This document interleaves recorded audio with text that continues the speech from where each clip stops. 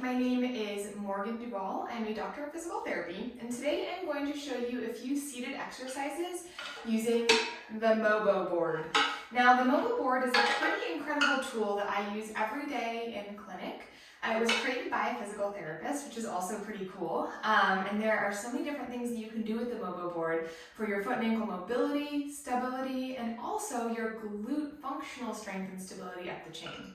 So this video is just a very short introduction into seated mobility exercises that you can do with the Mobo Board. Now you'll notice on your Mobo Board that one side has an R for the right foot and the other side has an L for the left foot. So I'm going to be demonstrating these exercises using my left foot because it's closer to the camera. So I want the side with the L facing upwards.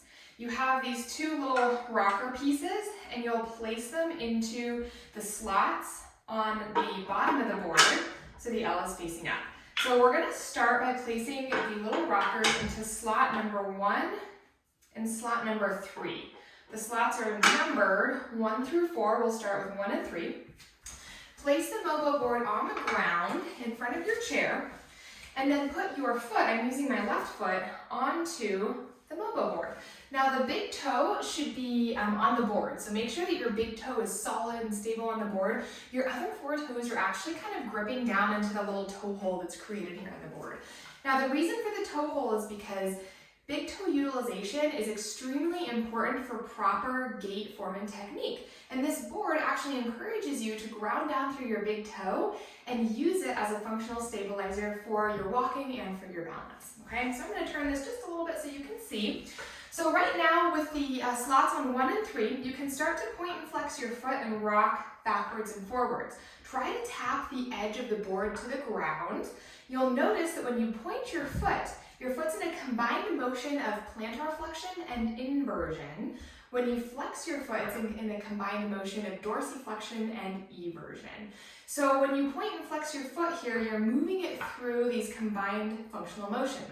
Your foot and ankle have 4 main planes: plantar flexion, dorsiflexion, inversion, eversion, right? So when you put these planes together, you get a functional mobility exercise that will encourage proper gait form and technique, okay? So as you're doing this, make sure that you have your hand on top of your knee, so you're not making the motion happen from your knee, all right? You're just rocking forward and backward. All the mobility here is happening at your ankle. You'll do this for about 1 minute, and then switch to the opposite diagonal, okay? So I'm gonna reach down and grab my board. And I will put the little rockers into slots 2 and 4. Okay, put it back down, same thing. I'm pointing and flexing, not moving my knee at all. And this time I'm moving into plantar flexion and eversion, as well as dorsiflexion and inversion when I rock back. So you might find that one of these directions is a little bit easier than the other one. Totally cool. Do the one that's harder, because that's probably the one that you need. And remember, make sure your knee is not moving at all. You're just moving from the foot and ankle, grounding down through that big toe and allowing it to help with this work. Okay, we'll do this for about 1 minute. And then I want you to switch. Take your foot off the Mobo Board, pick it up, grab one of the rockers and put it in slot number 1. The other one should be in slot number 4. Okay, so now we're not going to be rocking. You'll place the board back down and put your foot onto the board, same thing. This time you're actually going to be working into big toe mobility, which is extremely important for proper gait mechanics.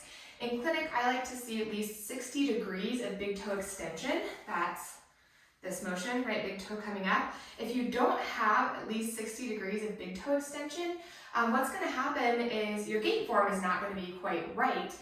You won't get the dorsiflexion that you need in order to walk through in stance phase, and instead you might have some weird gait compensations, maybe turning your foot out a little bit when you walk, maybe swinging your leg around a little bit when you walk, all because you don't have enough mobility in your big toe to really power through your stance phase. So this is really, really important.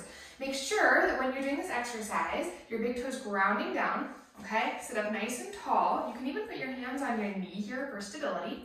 And then rise up onto your tippy toe and come back down. So as you can see, as you're doing this, your big toe is stretching, right? If this is too easy and you don't quite feel a stretch, well, then just move your board back a little bit, right? If it's too hard and you can't quite get all the way up onto your tippy toe, move the board forward a little bit, all right?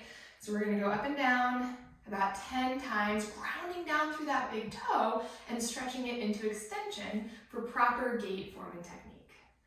Okay, those are my 3 favorite exercises in seated using the Mobo board. There's so many more that you can do in standing, so check out my next video for those.